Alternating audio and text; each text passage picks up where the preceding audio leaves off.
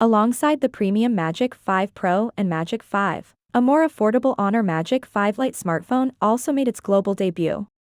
The handset brings an interesting design with a curved display and ring-like camera module on the back. It also packs a decent Snapdragon processor and 40W charging. Magic 5 Lite follows Honor's minimalist design language.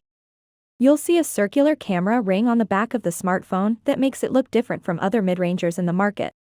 It has a plastic-made chassis with a frosted glass back. The curved display on the front makes the handset look quite premium.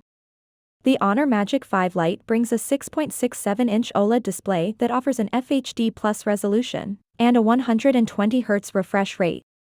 The panel is 10-bit and has an 800 nits peak brightness and an integrated fingerprint scanner. Under the hood, the smartphone is powered by the Qualcomm Snapdragon 695 processor. The SoC is paired with 6GB RAM and 128GB onboard storage. Additionally, there is 5GB RAM expansion option. The handset features a triple rear camera system on the back.